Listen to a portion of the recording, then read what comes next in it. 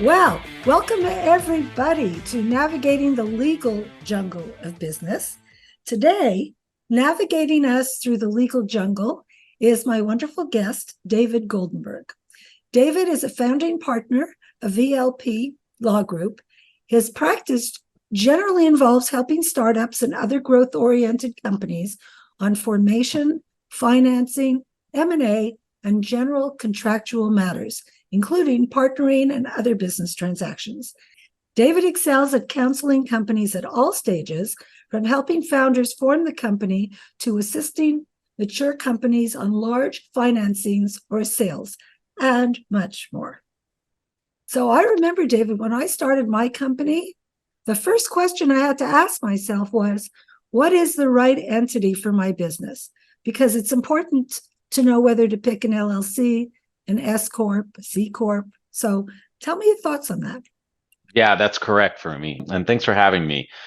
So let's see. It's true. It's an important decision. It can have tax consequences. It can make your business easy or difficult to operate as you grow.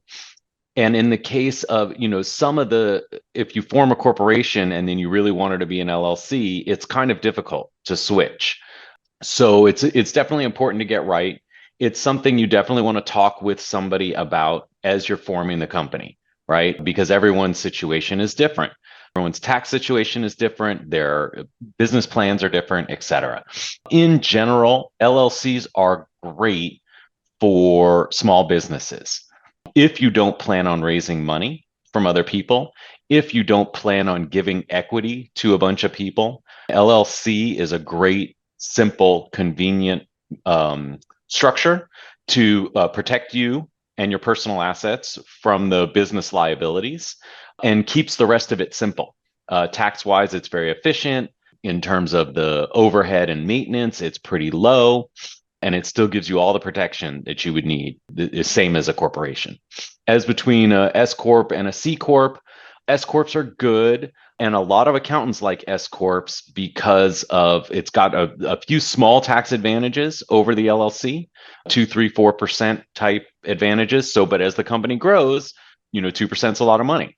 And it does have a little bit more overhead. You have to have annual meetings and respect corporate formalities and do all the things you need to do as a corporation, but not too much. And it's not too bad. And if you've got a good lawyer, they can help you, get through that annual stuff pretty easily. And then the C Corp is, your traditional corporation. All the Fortune 500 companies are all C corporations.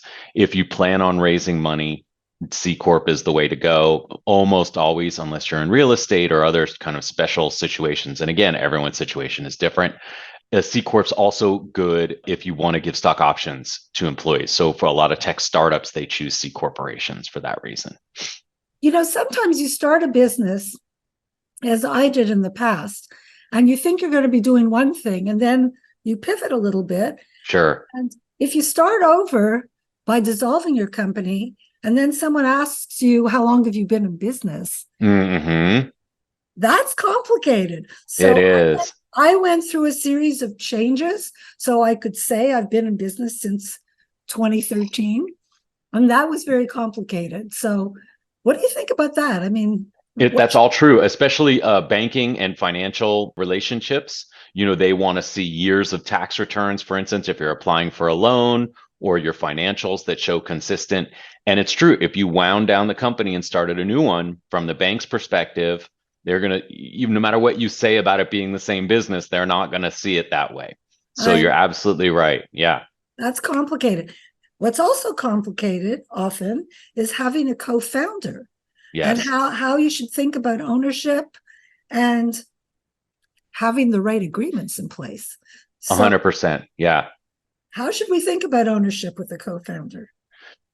That's, it's a hard question, especially if there's just two of you, right? Yeah. So when there's three, a lot of those questions and hard issues can sort of solve themselves, right? If two of us agree, that's what we're going to do, right? Especially if you're sort of relatively equal. Certainly, if you have a co-founder and one of you is, it's my company, as an example, that also takes some of those co-founder issues away, right? When you've got a clear, I work for you or you work for me, and maybe the split is 70-30 or 80-20. Those kinds of things, again, the hard decisions tend to work themselves out relatively easily. The 20% person in an 80-20, for instance, situation might be concerned about, well, what can the 80% person do, and how can I get screwed out of my equity, to use a sort of impolite term. But that's a lot of the founders. There's a concern about that. And if you work with a good lawyer, you can certainly put in protections for that 20% person to make sure they're protected while still maintaining the control structure that lets the majority person sort of run the company as they see fit. But where you're at 50-50, a bunch of issues come up. They can be tricky to navigate. Not just the simple things like, should we open an office in XYZ city or not, right? Just general business decisions that you guys may disagree on. You're going to need some mechanism to resolve those. There's any number of different, decent but not perfect mechanisms, right? A lot of times it ends up, you could either do some kind of divide and conquer, right? I do everything related to the technology. You do everything related to sales, or some version of that. But when push comes to shove, especially for major corporate decisions, should we sell the company? Those are hard decisions, and ones that can lead to, big financial consequences. And, in my personal opinion, ones you want to try to think about upfront when you and your co-founder are super friendly, everything's good, right? That's the time to solve that problem and think about it and come up with an answer that you both agree with. That way, when things get tough, you look back at the agreement, and that's what, it's not what I think, it's not what you think, it's what we agreed on before.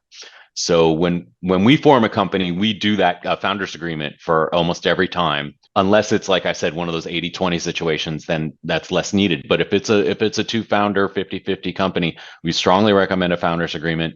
And we go through each of those issues. What happens if you die? What happens if you want to quit?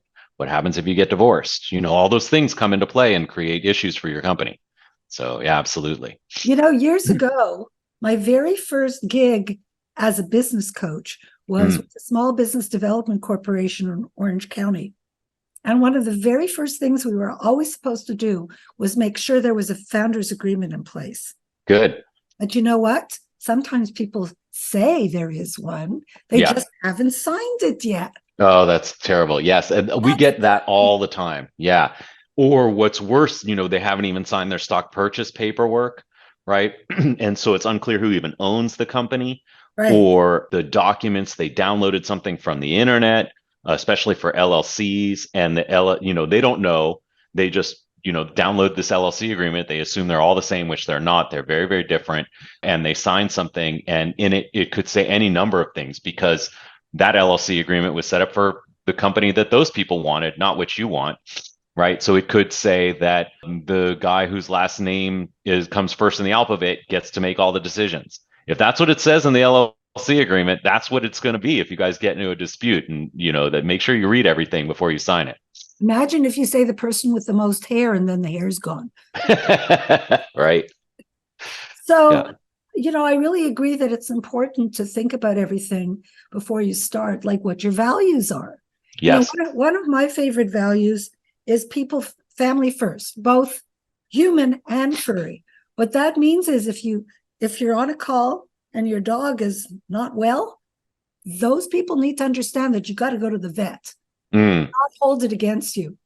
But what happens, in the beginning, as you say, everybody's friendly. What happens then when you start to not get along because you have a very big difference of opinion? Then what do you do? Right, exactly. And so you want to figure that out, like I said, early. And there are a number of things, does it mean that one person decides? Does it mean that you have to buy me out if we come into a big disagreement, or I have to buy you out, or we decide who buys the other out? I've even done it once where they flipped a coin. They literally wrote that into the founders agreement, that if they can't agree after 30 days, we're going to flip a coin. And then the other, thing to consider is if you start a company when you're 50-50 and you give even one share to another person, that little 1% shareholder, or 0.5% or 0.1% shareholder, becomes a swing vote.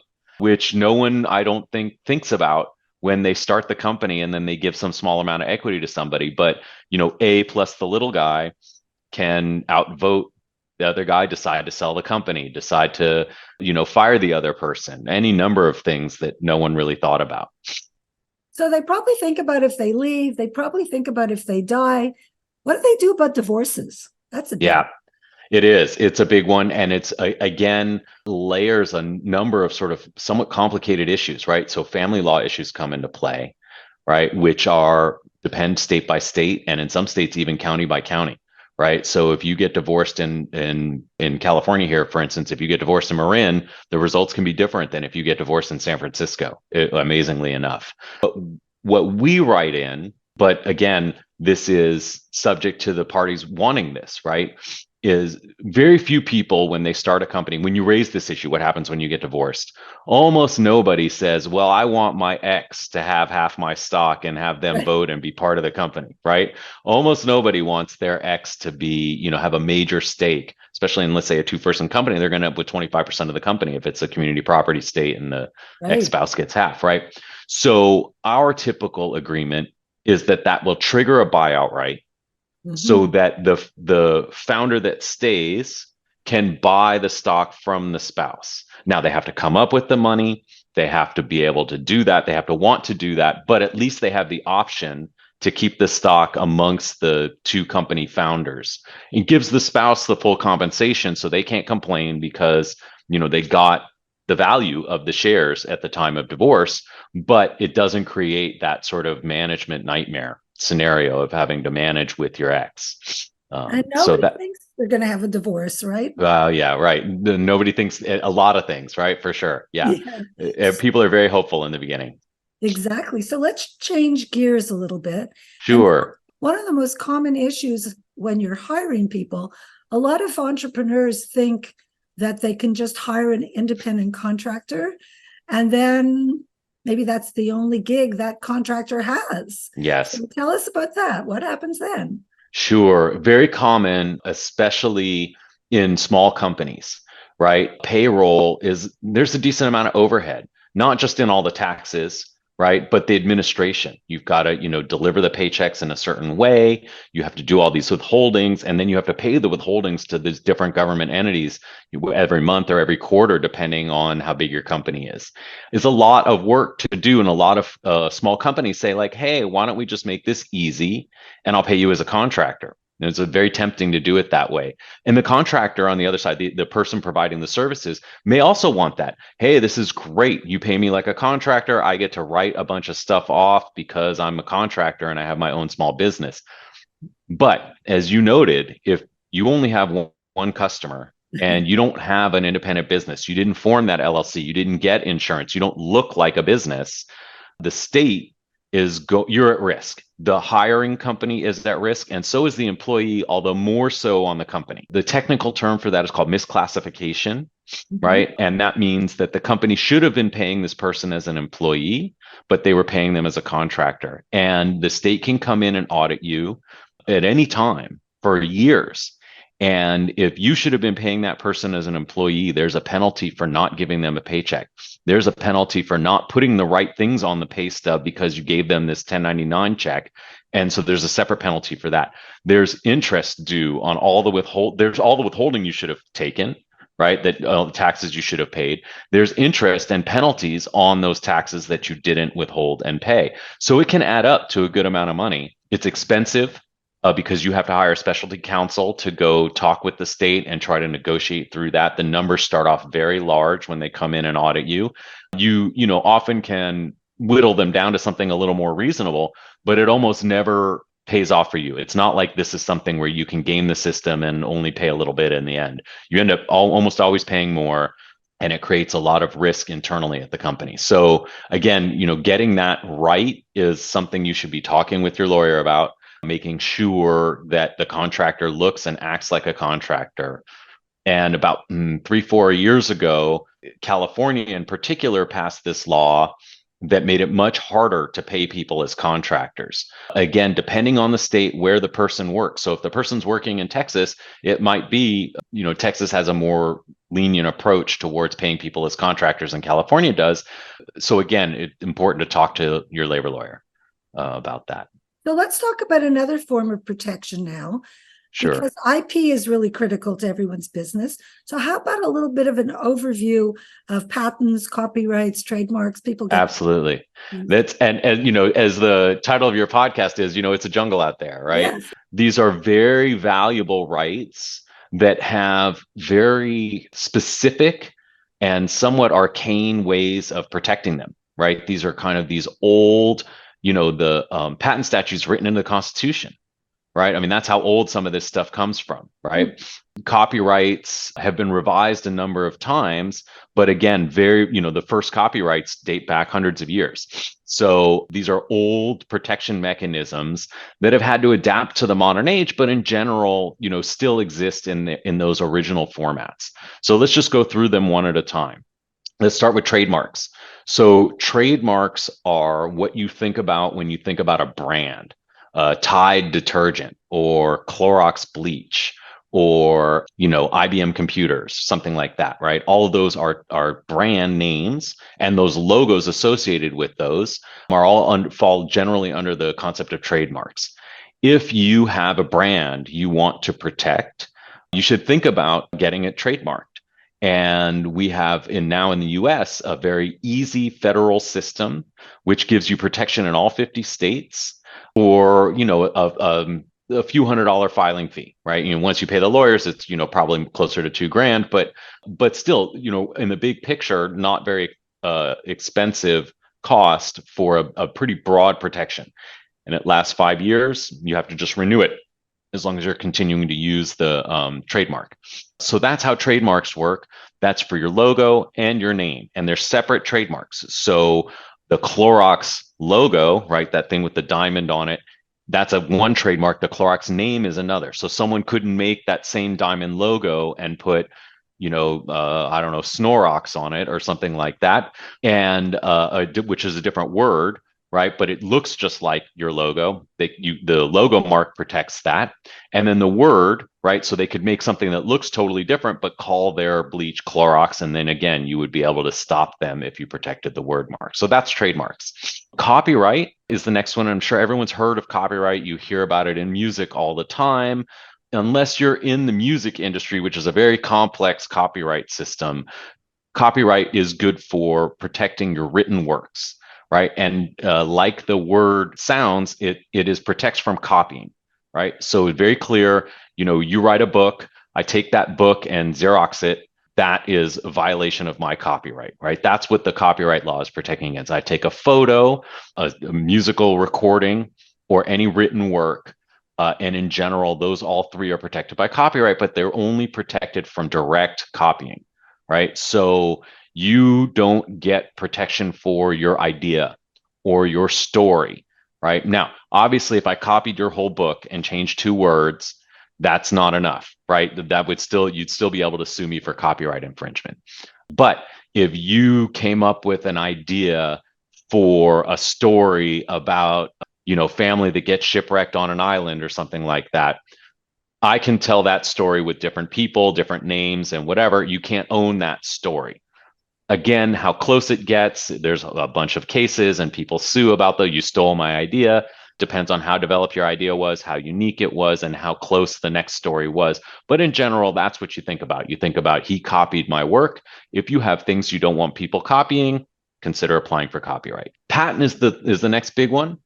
Patents are a unique aspect of the law in that it's a government sanctioned monopoly, right? So unlike the copyright, which just protects the copying, the patent does protect the idea.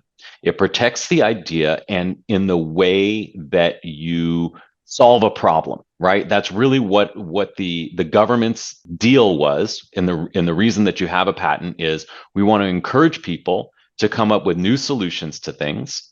And in order to encourage them to do that, if you come up with a new solution, you get 20 years of protection that no one else can solve that problem the same way, right? So if to use an often used phrase, if you build a better mousetrap, you're the only one who can sell that mousetrap for a certain period of time if you patent it.